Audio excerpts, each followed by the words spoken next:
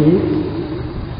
Untuk fenomenologi kita ambil dua tokoh besar yang sangat berpengaruh, yaitu Edmund Husserl dan Heidegger. Setelah dua orang ini kita masuk ke dunia yang disebut postmodern, setelah modern. Dan tidak tahu nanti kita di postmodern apa yang kita ambil. Setelah beberapa orang dari dunia postmodern, mungkin nanti kita akan masuk ke dunia Islam. Biar nggak bosan ada di barat terus, kita agak nyebrang sedikit ke Islam. Nanti kalau Islamnya agak jenuh lagi, ya kita balik lagi ke barat, terus ke Islam lagi, bolak-balik itu tidak apa-apa.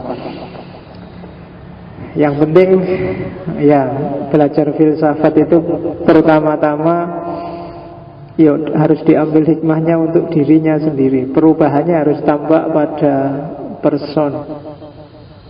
Jadi misi pertamanya itu.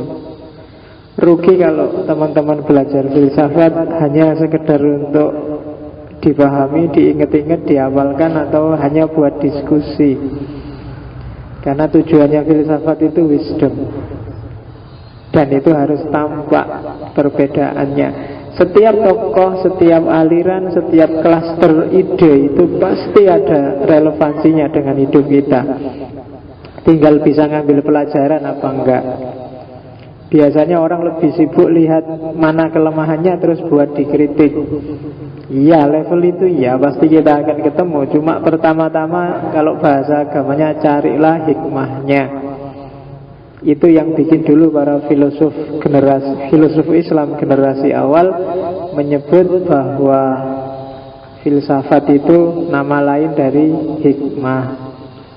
Karena harus diambil hikmahnya dulu untuk hidup kita. Ya kayak eksistensialisme kemarin itu kan sebenarnya hikmahnya luar biasa untuk kita menghargai diri sendiri, pede dengan hidup kita sendiri, membangun identitas diri secara positif. Itu kan hikmah yang luar biasa dari eksistensialisme.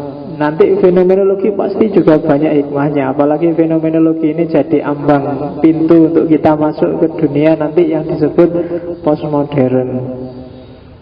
Jadi fungsi paling utama filsafat bagi saya justru itu, karakter building.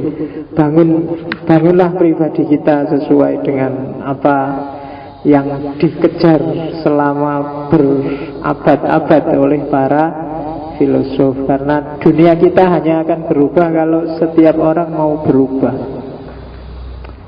Kita tidak bisa menggantungkan diri pada orang lain. Kuncinya tetap pada diri kita sendiri. Kamu susah, kamu bingung, hidupnya rumit, apa ada masalah, sebenarnya gara-gara dirimu sendiri. Kayak saya lupa, ada cerita di Sufi yang menurut saya bagus. Jadi ada cerita seorang raja. Raja ini satu ketika sakit keras. Tidak ada satupun tabib yang bisa menyembuhkan. Terus satu hari ada seorang sufi yang lewat di kerajaan itu. Sama rajanya dipanggil karena ini sufi besar yang punya pengaruh luar biasa. Terus dipanggil, kira-kira raja yang bisa menyembuhkan penyakitku itu apa? Setelah sama rajanya diperiksa, dilihat penyakitnya apa, terus nasihatnya si sufi ini, penyakitmu akan sembuh kalau kamu banyak lihat hijau-hijauan, banyak lihat warna hijau. Setelah itu sufinya pergi dan rajanya karena ikut kata si sufi ini, terus akhirnya memerintahkan semuanya dicat hijau. Jadi temboknya kerajaan dicat hijau, gentengnya dicat hijau, semua rakyatnya kemana-mana harus pakai baju hijau, pengawalnya kopiahnya harus warna hijau. Kalau mau ngecat rambut semua harus dibikin hijau biar rajanya lihat hijau-hijauan terus. Dan nggak ada yang berani bantah, wong rojo. Tapi benar, lama-lama penyakitnya agak mendingan, agak sembuh, agak dia sehat. Setelah dia lumayan sehat, satu ketika si sufi ini lewat lagi di negara itu. Wah, karena raja ini pengen pamer bahwa ternyata sampean ampuh, saya sembuh. Si sufinya dipanggil lagi ke kerajaan. Gimana Pak Tuan Sufi, saya terima kasih ini dibikin sehat. Jawabannya Sufi, saya justru kaget. Kok sampean capek-capek semua yang di sekelilingmu dicat pakai warna hijau? Sebenarnya simpel aja, nggak harus secapek itu. Cukup sampean pakailah kacamata hijau. Selesai, nggak perlu semuanya dicat warna hijau. Itu kan pelajaran yang luar biasa. Sebenarnya perubahan itu simpel, kamu sendiri yang berubah. Jadi ini ada hubungannya sama pemilu. Sebentar lagi. Jadi jangan terlalu berharap, jangan terlalu pokoknya nanti nek presidennya sopo nanti ada perubahan apa, enggak. Perubahan itu dimulai dari dirimu sendiri. Gak usah bergantung pada siapapun, pada orang lain. Meskipun tetap boleh milih.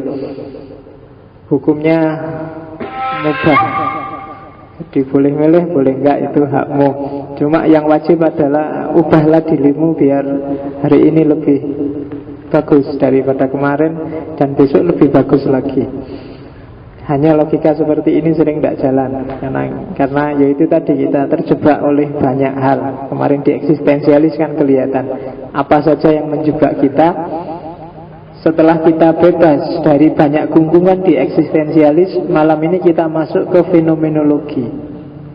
Fenomenologi bagi saya hikmah paling besar adalah membersihkan kacamata, biar penglihatan kita jernih ketika melihat realitas. Tokohnya yang paling terkenal, pelopornya adalah Edmund Husserl. Yang suka penelitian atau sedang garap skripsi atau belajar metodologi penelitian pasti pernah dengar istilah fenomenologi. Yang sering lihat TV pasti sering dengar istilah fenomena. Meskipun kalau di TV fenomena itu diterjemahkan sebagai penampakan. Dan kalau saya ngomong penampakan, yang di kepalamu kan munculnya hantu-hantuan, bangsane kuntilanak, wewe gombel, pocong, dan seterusnya. Saya baru baca buku, ternyata setan-setan yang dikenal orang Jawa itu sebenarnya setan Muslim. Ya, sebelum Islam datang orang Jawa sebenarnya nggak kenal dunia setan sekompleks hari ini. Hanya ketika Islam datang aja terus jumlah setannya jadi banyak. Ya, karena misalnya contoh yang paling gampang, pocong. Pocong itu kan setan Muslim. Sebelum ada Islam, yang namanya orang mati ya dikremasi, dibakar. Nggak ada pocong-pocongan. Ada pocong itu kan setelah Islam datang, terus dipocongi, terus dikubur kan gitu. Jadi setan Islam lebih mengerikan. Karena kalau hantunya debu yang habis dikremasi lewat kan kamu nggak ngeri, tapi ngeri kalau dalam wujud pocong. Ada beberapa lagi dunia gaibnya orang Jawa itu ternyata sangat Islami. Sebelum Islam orang Jawa nggak terlalu kenal dengan pocong, kuntilanak, gondorwo dan kawan-kawan itu. Pengaruh paling banyak dari Vietnam, dari kalau zaman dulu namanya Cempa. Yang itu sebenarnya tradisi Islamnya Cempa itu melanjutkan tradisi Islamnya Persia. Jadi kronologinya ke sana. Oke, kembali ke Husserl. Tidak ada yang menarik dari riwayat hidupnya Husserl. Dia memang orang pinter, ahli matematika, ahli filsafat, ahli ilmu alam, kemudian jadi dosen. Itu aja, dan pikiran-pikirannya luar biasa berpengaruh. Hampir semua filosof besar di era posmo itu sebenarnya melanjutkan rintisan fenomenologinya Husserl. Termasuk minggu lalu Sartre itu sebenarnya terinspirasi oleh Husserl. Husserl sebagaimana banyak filosof menjelang postmodern, yang dikritik oleh Husserl adalah tiga hal. Yang pertama adalah naturalisme, yang kedua adalah psikologisme, dan yang ketiga adalah historisisme. Ini tiga penyakitnya orang modern.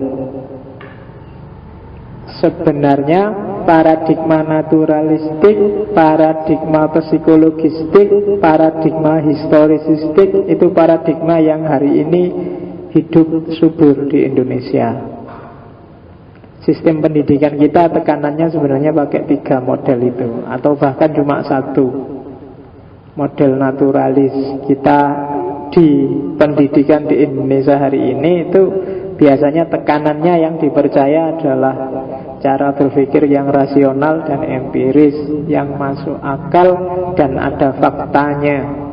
Di luar itu orang Indonesia tidak percaya. Kamu sejak SD sampai kuliah itu diajari cara berpikir model positivistik naturalis ini.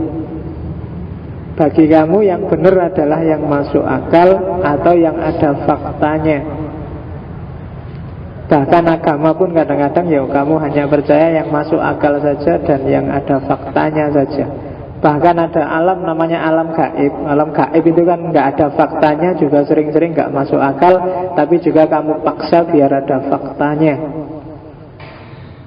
Jadi kita hanya terlatih di dunia itu. Padahal cara berpikir seperti ini sudah diserang habis-habisan oleh orang barat sendiri terhadap dirinya sendiri. Jadi jangan salah, kenapa kok barat itu susah sekali ditaklukkan, termasuk oleh Islam. Karena barat punya tradisi self-criticism yang luar biasa. Barat, kelebihan bagi saya yang paling luar biasa dari barat adalah cara berpikir yang terbuka dan berani mengkritik dirinya sendiri. Itu bagi saya yang bikin dia bertahannya agak lama dalam kancah peradaban. Bandingkan dengan budaya yang lain, peradaban yang lain, hampir semuanya agak marah kalau ada fenomena self-criticism. Orang Indonesia marah kalau Indonesia dikritik, orang Jawa marah kalau Jawa dikritik, orang Persia marah kalau Persia dikritik. Tapi kalau Barat enggak. Tradisi kritik diri Barat ini yang agak susah kita tiru. Di dunia Islam orang susah mengkritik dirinya sendiri. Yang paling enak memang nyari kesalahannya orang lain. Kampanye itu kamu dengar nggak ada kan kampanye yang bilang saya itu ada jeleknya tapi saya janji besok nggak akan lagi, kan nggak ada. Mesti aku apik sing liyane elek kabeh. Itu kampanye mesti kan. Dan jarang yang ada kritik diri ngomong saya itu bagus di sini loh, cuma agak lemah di sini. Tapi saya janji kalau saya jadi bagian tak lemah ini tak ngangkat orang-orang yang ahli. Kok gitu kampanye realistis. Tapi kan enggak, seolah-olah kalau saya jadi presiden Indonesia langsung makmur. Tiap desa tak kasih uang sekian M. Kan gitu kampanye. Dan kembali ke sini karena memang paradigma kita adalah paradigma yang agak kaku, naturalistik, positivistik. Sebenarnya itu. Ini akan agak gawat kalau ditambahi lagi paradigma ekonominya adalah ekonomi yang kapitalistik. Jadi kombinasi yang pas antara logikanya positivistik, ekonominya kapitalistik. Apalagi kalau ditambah pemerintahannya yang otoritarianistik. Itu klop, kombinasi yang luar biasa untuk bikin kita sengsara. Ya, karena modal, kemudian pusaran budaya, kemudian cara berpikir, kemudian segala hal itu akan kayak Indonesia hari ini. Yang kaya jadi semakin kaya karena rasional. Masuk akal dong, orang yang modalnya banyak dia bisa menumpuk kekayaan lebih banyak lagi karena usahanya semakin kemana-mana. Kapitalisme. Dan ya memang masuk akal, haknya tiap orang untuk cari uang sebanyak-banyaknya. Kalau kamu melarat kan salahmu dewe. Kenapa kamu jadi orang melarat? Kan gitu. Nah, itu naturalisme yang sangat dikritik pertama-tama oleh Husserl. Apa iya sih hidup itu yang benar hanya yang positivistik? Yang kedua psikologisme. Psikologisme itu apa? Naturalisme tapi yang diterapkan pada manusia. Melihat manusia tapi pakai perangkat ilmu alat, pakai perangkat ilmu alam. Jadi manusia diposisikan secara positivistik. Padahal manusia itu kan tidak sama sisi-sisinya dengan alam semesta. Kalau alam serba terukur, serba bisa dilihat, serba bisa diakses. Kalau manusia yang kelihatan tidak selalu menunjukkan apa isinya. Kalau kuda meringkik itu orang bisa meramal, oh ini dia lapar, apa dia sedang gak enak, apa itu kuda. Tapi kalau manusia gak bisa. Manusia senyum itu gak mesti dia seneng. Kadang-kadang kebanyakan, apalagi di Jawa itu senyum itu 90% basa-basi. Ya kan, senyum yang murni itu tidak ada. Kalau seneng ya ketawa. Senyum itu rata-rata basa-basi. Coba kamu lihat, kamu senyum itu dalam momen apa? Kan dalam momen basa-basi biasanya. Kalau seneng nggak senyum kamu kan ketawa. Coba dilihat. Yang paling rajin senyum biasanya SPG, terus bangsane. Iya kan? Tulus bocor. Nanti kalau kamu ke mall atau ke amplas itu ada SPG senyum. Coba tanya, tulus nggak mbak? Mesti deh ya. Ya ngomongnya ya tulus, cuma ya ngomongnya juga basa-basi. Dan itu kalau di peradaban kapitalis, apalagi model Indonesia, itu kan yang disenyumi bukan dirimu, tapi dompetmu. Kalau kamu begitu ngerti dompetmu nggak ada isinya, mesti dia nggak akan senyum lagi. Makanya kalau kamu ke mall jalan-jalan kok kelihatan gayamu kayak mahasiswa, nggak akan disenyumi. Gayamu kayak orang kaya, kayak apa, mesti disenyumi. Manusia tidak bisa ditebak. Tapi ya tidak semua senyum basa-basi. Wong senyum aja kan jenisnya macam-macam. Ada senyum seneng, ada senyum basa-basi, ada senyum sinis. Paling gak enak kan senyum sinis. Jadi kalau ada orang bilang, ya tersenyumlah pada siapapun itu, ya tersenyum apa dulu. Kalau senyum sinis ya bisa nambah musuh banyak tiap hari. Gak selalu senyum itu konotasinya bagus.